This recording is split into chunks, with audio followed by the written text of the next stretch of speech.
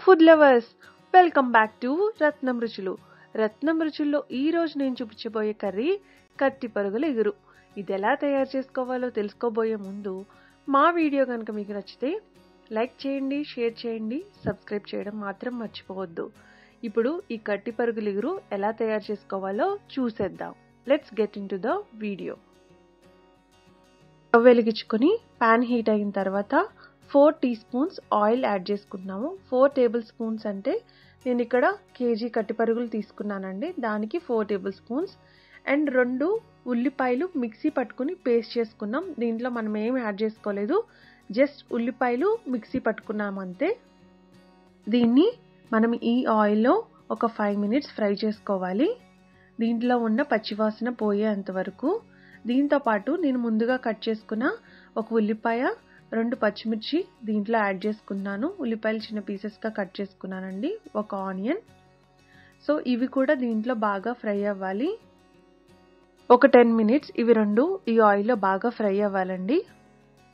ఇలా ఫ్రై అయిన తర్వాత మనం మూత పెట్టుకొని ఒక 2 to 3 మినిట్స్ కుక్ చేసుకోవాలండి.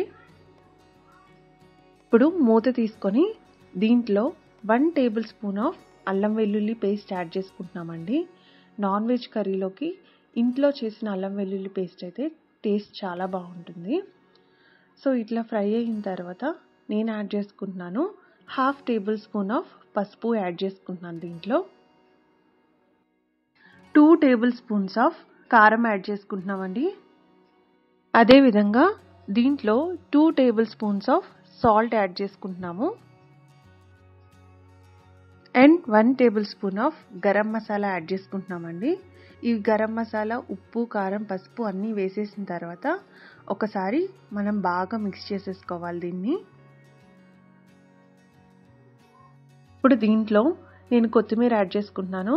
కొత్తిమీర యాడ్ చేసుకున్న తర్వాత ఒక 5 to 7 మినిట్స్ ఇది ఫ్రై చేసుకోవాలండి బాగా. ఇలా ఫ్రై చేసుకున్న దాంట్లో నేను 1 గ్లాస్ ఆఫ్ వాటర్ యాడ్ చేసుకుంటున్నాను. వాటర్ యాడ్ చేసుకుని మనం అట్లీస్ట్ ఒక 10 మినిట్స్ అయినా బాయిల్ చేసుకోవాలి.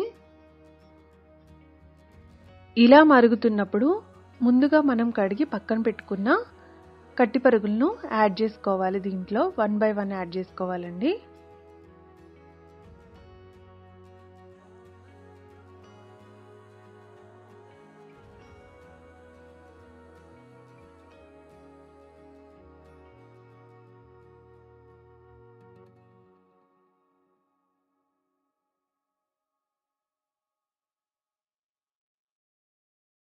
గరిటెతో వీడియోలో చూపించిన విధంగా ఈ గ్రేవీ అంతా చేప ముక్కలకు పట్టేలాగా బాగా కలుపుకోవాలండి.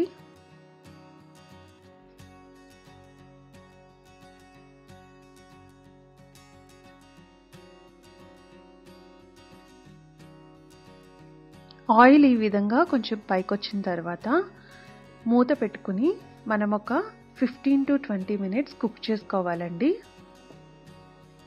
మూత తీసి చూసుకుందాం. ఆయిల్ అంతా బయటకు వచ్చేసిందండి.